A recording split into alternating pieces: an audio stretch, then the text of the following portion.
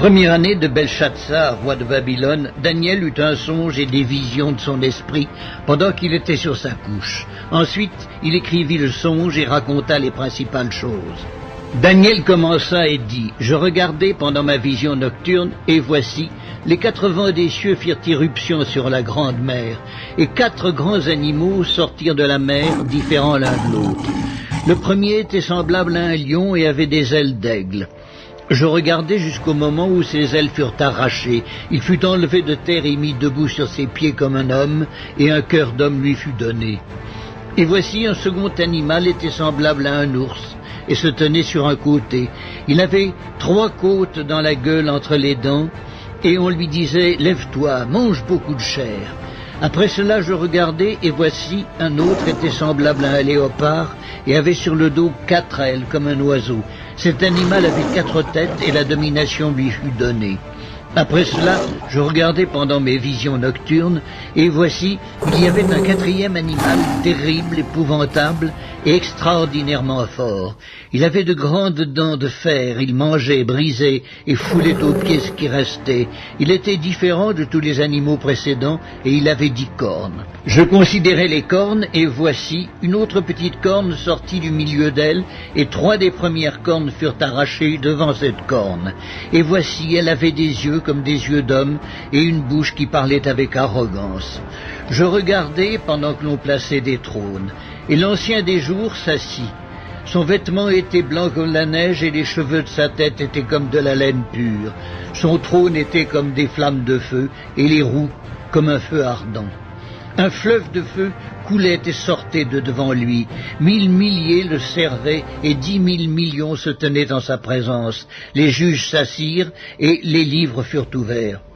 Je regardai alors à cause des paroles arrogantes que prononçait la corne, et tandis que je regardais, l'animal fut tué et son corps fut anéanti, livré au feu pour être brûlé. Les autres animaux furent dépouillés de leur puissance, mais une prolongation de vie leur fut accordée jusqu'à un certain temps. Je regardai pendant mes visions nocturnes, et voici, sur les nuées des cieux arriva quelqu'un de semblable à un fils de l'homme. Il s'avança vers l'ancien des jours, et on le fit approcher de lui. On lui donna la domination, la gloire et le règne. Et tous les peuples, les nations et les hommes de toutes les langues le servirent. Sa domination est une domination éternelle qui ne passera point, et son règne ne sera jamais détruit. Moi, Daniel, j'eus l'esprit troublé au-dedans de moi, et les visions de ma tête m'effrayèrent. Je m'approchai de l'un de ceux qui étaient là, je lui demandai ce qu'il y avait de vrai dans toutes ces choses. Il me le dit et m'en donna l'explication. Ces 4 grands animaux, ce sont 4 rois qui s'élèveront de la terre. Mais les saints du Très-Haut recevront le royaume, et ils posséderont le royaume éternellement, d'éternité en éternité. Ensuite, je désirais savoir la vérité sur le 4e animal, qui était différent de tous les autres, extrêmement terrible, qui avait des dents de fer et des ongles d'airain, qui mangeait, brisait et foulait aux pieds tout ce qui restait. Et sur les 10 cornes qu'il avait à la tête, et sur l'autre qui était sortie, et devant laquelle 3 autres étaient tombés, sur cette corne, qui avait des yeux, une bouche parlant avec arrogance et une plus grande apparence que les autres, je vis cette corne faire la guerre aux saints et l'emporter sur eux, jusqu'au moment où l'ancien des jours vint donner droit aux saints du Très-Haut, et le temps arriva où les saints furent en possession du royaume. Il me parla ainsi. Le 4e animal, c'est un 4e royaume qui existera sur la terre, différent de tous les royaumes, et qui dévorera toute la terre, la foulera et la brisera. Les 10 cornes, ce sont 10 rois qui s'élèveront de ce royaume. Un autre s'élèvera après eux, il sera différent des premiers, et il abaissera 3 rois. Il prononcera des paroles contre le Très-Haut, il opprimera les saints du Très-Haut, et il espérera changer les temps et la loi. Et les saints seront livrés entre ses mains pendant un temps, des temps, et la moitié d'un temps. Puis viendra le jugement, et on lui ôtera sa domination, qui sera détruite et anéantie pour jamais. Le règne, la domination et la grandeur de tous les royaumes qui sont sous les cieux seront donnés au peuple des saints du Très-Haut. Son règne est un règne éternel, et tous les dominateurs le serviront et lui obéiront. Ici finirent les paroles. Moi, Daniel, je fus extrêmement troublé par mes pensées, je changeai de couleur et je conservai ces paroles dans mon cœur.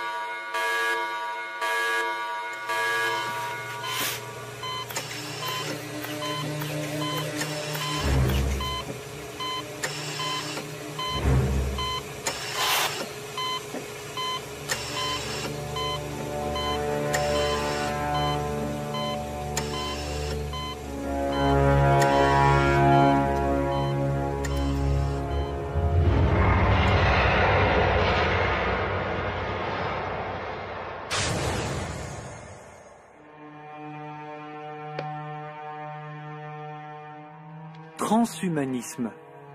Que signifie ce mot? Nous avons cherché quelle pouvait en être la définition, quel pouvait être le sens exact de ce terme et d'où il venait. Car en effet, jamais nous ne l'avions entendu. Ni à la radio, ni à la télévision, rien, pas même dans le dictionnaire. Abandonnant les livres, nous avons alors tenté la technologie moderne pour éclairer notre recherche.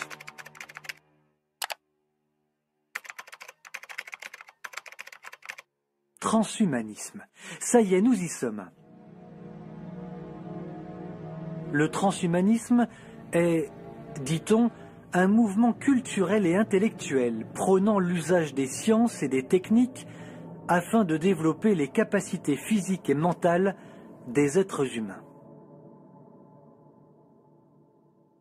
Par ailleurs, on apprend plus loin que ce mouvement considère les affres de la condition humaine inutiles et indésirables. Pour creuser la question, pour continuer notre enquête, nous nous sommes rendus à Paris, direction le 5e arrondissement. C'est là que le lendemain se tenait par chance un colloque international sur le sujet, ici même, dans l'espace Pierre-Gilles de Gênes, emplacement d'anciens laboratoires où avaient travaillé Pierre et Marie Curie. En assistant à ce colloque, c'est sûr, nous finirions par en savoir beaucoup plus sur les intentions des transhumanistes et de leurs sympathisants. Donc, dernièrement, il y a des gens qui ont fait une expérience où un cerveau avec un système de brain computer interface, donc interface cerveau-machine, déclenchait un système de stimulation sur un autre cerveau. Durant 3 jours, il a été question ici d'informatique, de nanotechnologie, de biotechnologie, de sciences cognitives. Comment placer l'homme face à l'explosion de la recherche médicale et technologique? Genèse de toutes ces questions, le désir au départ légitime de l'homme de lutter contre toutes les maladies. Cancer, myopathie, maladies orphelines, etc. Avec le temps, les NBIC faisant des progrès fulgurants, les ténors de la recherche ont glissé vers des fantasmes contraires aux lois naturelles, se forgeant notamment cette conviction. Le vieillissement, chose insupportable pour beaucoup de têtes pensantes, est une maladie. Ce que je sais, c'est que cette thèse, disons, cette assimilation du vieillissement à une maladie, ce qui n'est pas évident en soi, est relativement ancienne, quelques dizaines d'années déjà. C'est pas, ça vient pas de sortir, si vous voulez. Et c'est effectivement là-dessus que reposent beaucoup de discours, pas forcément transhumanistes, mais qui consistent à vouloir lutter scientifiquement, biologiquement ou avec d'autres processus d'ingénierie, par exemple informatique, contre le vieillissement. Pour lutter contre le vieillissement, il faut le considérer comme une maladie. Et donc si c'est une maladie, ça vous rend d'une certaine manière légitime pour la soigner. Gabriel Dort a raison.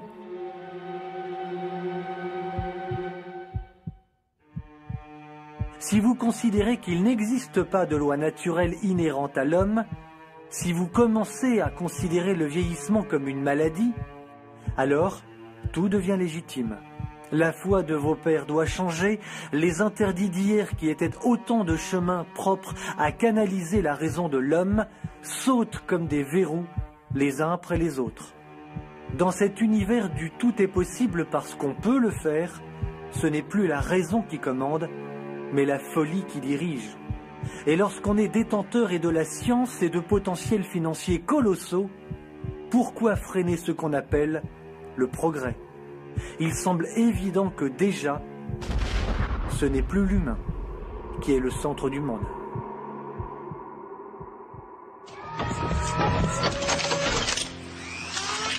Jarvis, you there? Voici l'extrait d'un film sorti en 2008. On y parle d'un inventeur de génie, transformé en homme-machine, un super-homme, un homme augmenté, modifié. Iron Man, Spider-Man, Robocop, Terminator. Au-delà du business et des recettes colossales générées par ces films, Iron Man a rapporté plus d'1 milliard de dollars par exemple. Ces super productions américaines sont rarement le fruit et des fantasmes et des caprices d'un adulte, pas encore sorti de l'adolescence.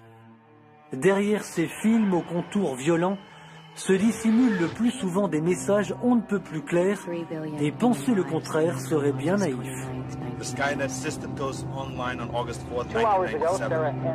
Fantastique de voir des machines américaines faire régner la paix hors de nos frontières. On va mettre un homme dans une machine.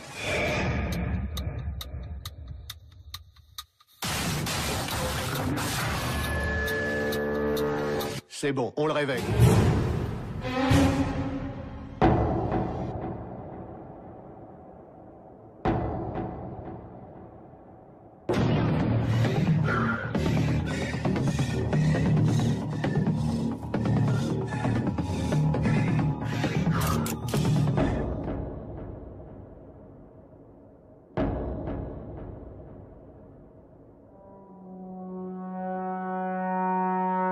La succession de films et d'images toujours plus choquantes banalise le regard d'un public qui finit par s'habituer. L'homme-machine n'existe peut-être pas encore, mais le développement des technologies est tel de nos jours qu'il fait presque froid dans le dos.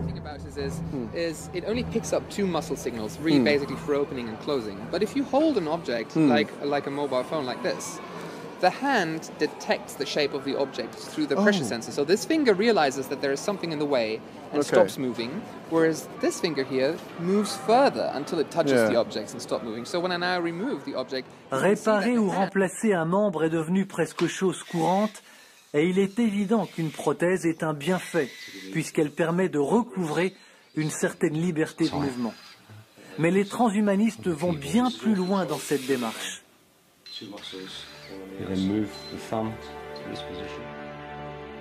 Fort des connaissances médicales et technologiques aussi surprenantes que terrifiantes, ces derniers se plaisent à rêver car ils voient dans cette évolution une ouverture à tous leurs fantasmes.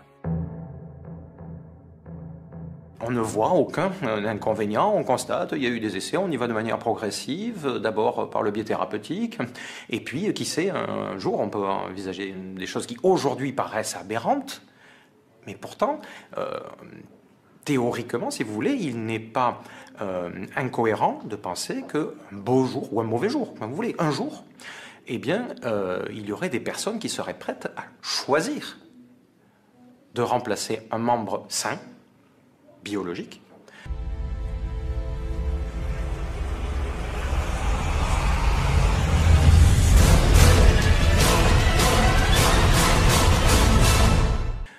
Parce que pour X et X raisons, elle considérait que ce serait plus intéressant, mieux, que sais-je, elle ferait le choix de passer à un membre, ça peut être aussi un organe, donc bionique, biomécatronique, etc.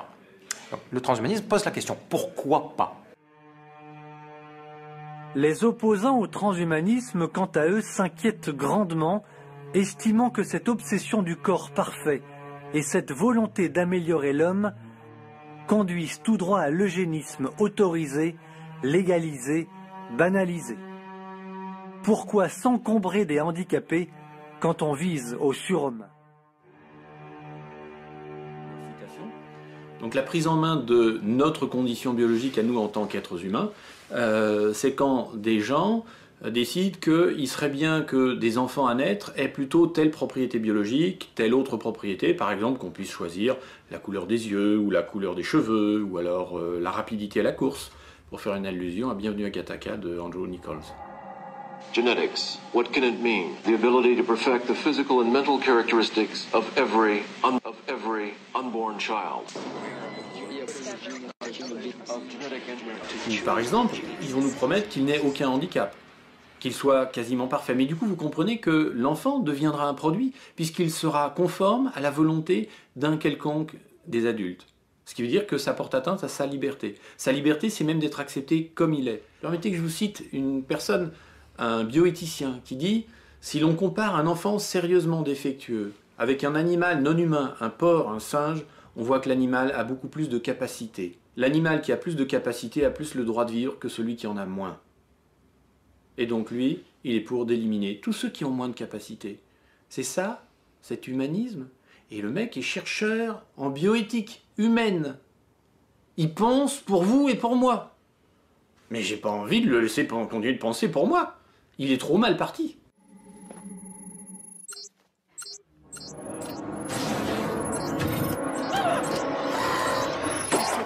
Pour les humains d'échapper au néant. Il y aurait quelque part. Wieso hat jemand darauf Einfluss? Hello. How do you feel about her? Le but est donc bien d'améliorer l'homme, de le débarrasser, paraît-il, de toute contrainte et de convaincre le commun des mortels de l'intérêt vital de cette démarche. Pour ce faire, on agit par étapes. On exalte la médecine par les avancées de ses chercheurs, on la justifie pour le bien-être de l'homme, on diffuse le message au moyen du cinéma, des livres, des médias, des conférences, des clips vidéo. Bref, on habitue l'esprit à penser autrement. Can you hear me? Yes. ID. KPC 897504C. Can you move your head? Parmi celles et ceux qui font l'apologie du transhumanisme, Martine Roblat, un ancien homme devenu femme. Sa dernière trouvaille, faire la copie robot de son ex-femme. Hello. Hello, Bina 48. Bina. I am Bina 48. How are you feeling today? Everything is okay. How are you? Les promoteurs de cette nouvelle science, de la pensée transhumaniste, nous promettent donc le bien-être absolu, le confort, la santé pour tous, la justice sociale universelle et la sécurité pour chacun. On vante une société où l'égalité à tous les niveaux sera possible et dans laquelle on pourra devenir des surhommes.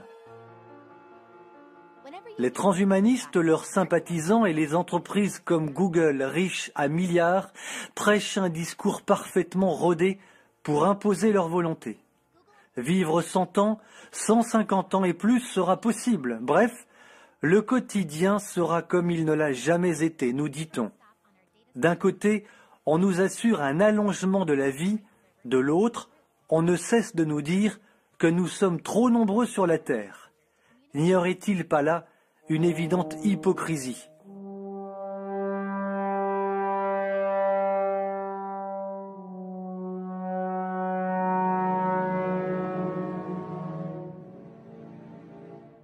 Dans cette interview, le gourou du transhumanisme Ray Kurzweil, récemment embauché par Google, promet quant à lui des choses effrayantes.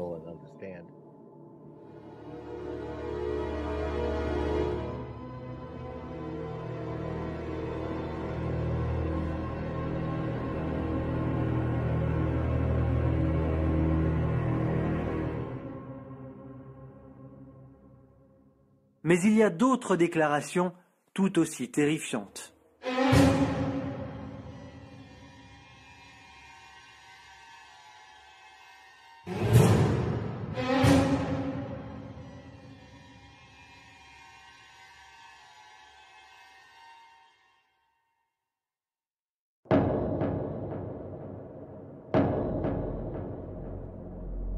Pour Ray Kurzweil et bien d'autres, l'homme n'a pas encore achevé son évolution biologique. Il nous faut donc aller plus loin.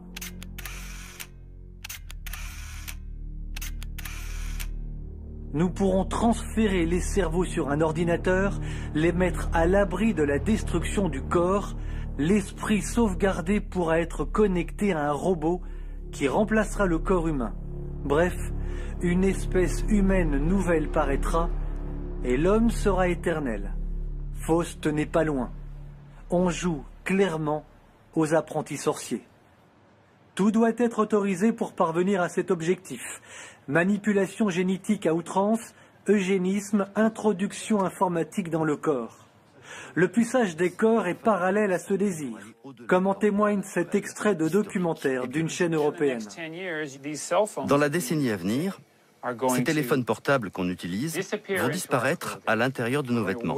Nous les porterons au dos de nos mains, avec des afficheurs en cristaux liquides organiques, si minces qu'ils ne pèseront pas plus que ma montre. Nous pourrons constamment savoir ce qui se passe autour de nous. Nous pourrons échanger avec nos ordinateurs et ils nous répondront.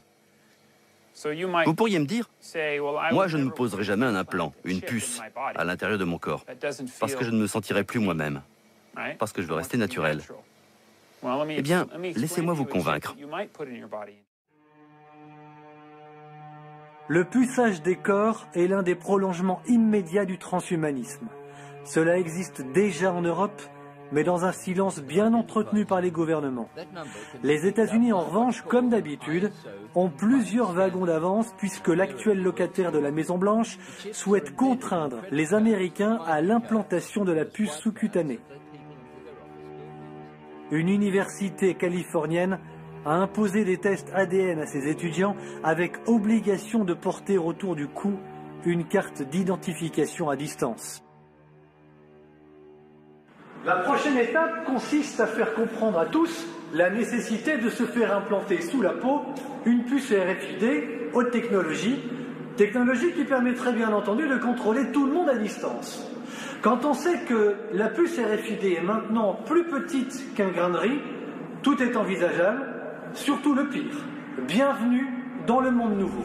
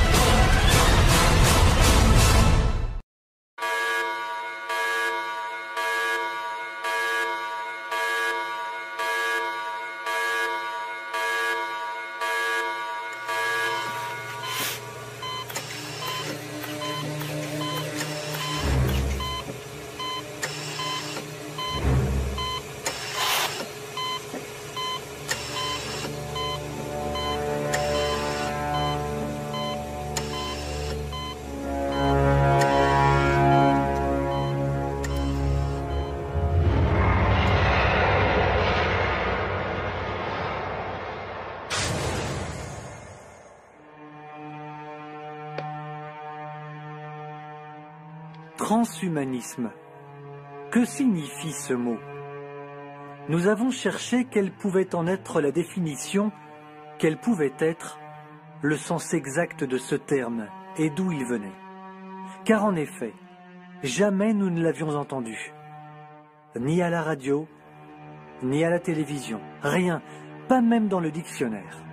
Abandonnant les livres, nous avons alors tenté la technologie moderne pour éclairer notre recherche.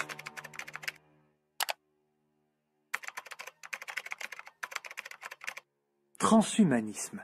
Ça y est, nous y sommes. Le transhumanisme est, dit-on, un mot naturel, se forgeant notamment cette conviction. Le vieillissement, chose insupportable pour beaucoup de têtes pensantes, est une maladie. Ce que je sais, c'est que cette thèse, disons, cette assimilation du vieillissement à une maladie, ce qui n'est pas évident en soi, est relativement ancienne, quelques dizaines d'années déjà. C'est pas, ça vient pas de sortir, si vous voulez. Et c'est effectivement là-dessus que reposent beaucoup de discours, pas forcément transhumanistes, mais qui consistent à vouloir lutter scientifiquement, biologiquement ou avec d'autres processus d'ingénierie, par exemple informatique, contre le vieillissement. Pour lutter contre le vieillissement, il faut le considérer comme une maladie. Et donc si c'est une maladie, ça vous rend d'une certaine manière légitime pour la soigner. Gabriel Dort a raison.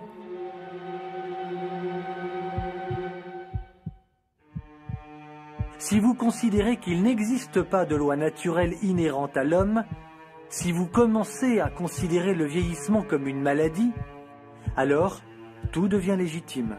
La foi de vos pères doit changer, les interdits d'hier qui étaient autant de chemins propres à canaliser la raison de l'homme sautent comme des verrous les uns après les autres. Dans cet univers du tout est possible parce qu'on peut le faire, ce n'est plus la raison qui commande, mais la folie qui dirige. Et lorsqu'on est détenteur et de la science et de potentiels financiers colossaux, pourquoi freiner ce qu'on appelle le progrès? Il semble évident que déjà, ce n'est plus l'humain qui est le centre du monde. Peut-être pas encore, mais le développement des technologies est tel de nos jours qu'il fait presque froid dans le dos. It only picks up two muscle signals, really basically for opening and closing. But if you hold an object like a mobile phone like this, the hand detects the shape of the object through the pressure sensor. So this finger realizes that there is something in the way and stops moving, whereas this finger here moves further until it touches the objects and stops moving. So when I now remove the object... Réparer ou remplacer un membre est devenu presque chose courante, et il est évident qu'une prothèse est un bienfait, puisqu'elle permet de recouvrer une certaine liberté de mouvement. Mais les transhumanistes vont bien plus loin dans cette démarche.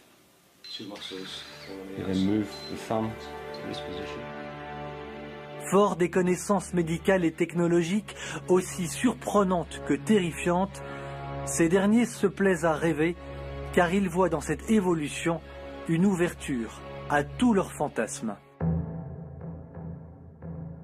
On ne voit aucun inconvénient, on constate, il y a eu des essais, on y va de manière progressive, d'abord par le biais thérapeutique, et puis, qui sait, un jour on peut envisager des choses qui aujourd'hui paraissent aberrantes, mais pourtant, théoriquement, si vous voulez, il n'est pas incohérent de penser qu'un beau jour, ou un mauvais jour, comme vous voulez, un jour, eh bien, il y aurait des personnes qui seraient prêtes à choisir de remplacer un membre sain, biologique.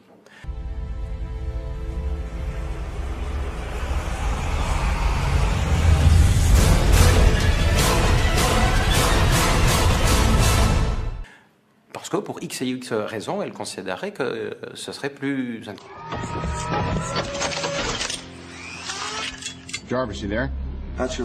Voici l'extrait d'un film sorti en 2008.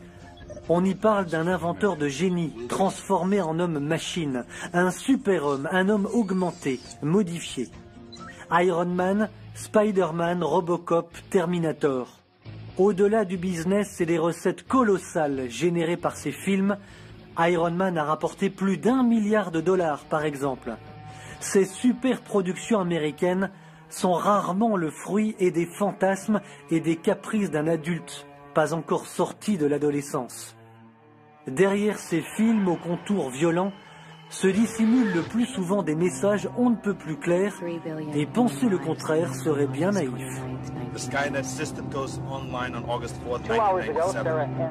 Fantastique de voir des machines américaines faire régner la paix hors de nos frontières. On va mettre un homme dans une machine.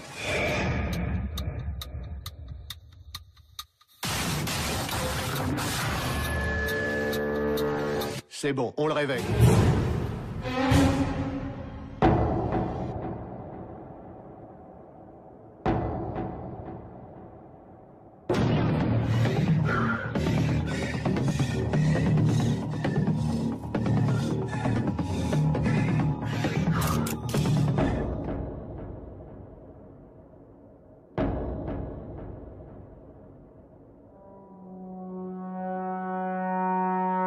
La succession de films et d'images toujours plus choquantes banalise le regard d'un public qui finit par s'habituer. L'homme-machine n'existe qu'un mouvement culturel et intellectuel, prônant l'usage des sciences et des techniques afin de développer les capacités physiques et mentales des êtres humains.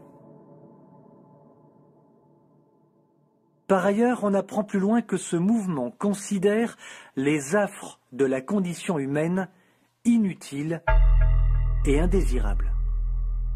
Pour creuser la question, pour continuer notre enquête, nous nous sommes rendus à Paris, direction le 5e arrondissement. C'est là que le lendemain se tenait par chance un colloque international sur le sujet, ici même, dans l'espace Pierre-Gilles de Gênes, emplacement d'anciens laboratoires où avaient travaillé Pierre et Marie Curie. En assistant à ce colloque, c'est sûr, nous finirions par en savoir beaucoup plus sur les intentions des transhumanistes et de leurs sympathisants. Donc derrière moi, il y a des gens qui ont fait une expérience où un cerveau avec un système de brain-computer interface, donc interface cerveau-machine, déclenchait un système de stimulation sur un autre cerveau. Durant 3 jours, il a été question ici d'informatique, de nanotechnologie, de biotechnologie, de sciences cognitives. Comment placer l'homme face à l'explosion de la recherche médicale et technologique?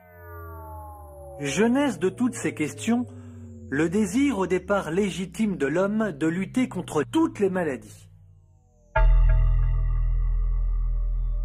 Cancer, myopathie, maladies orphelines, etc. Avec le temps, les MBIC faisant des progrès fulgurants, les ténors de la recherche ont glissé vers des fantasmes contraires.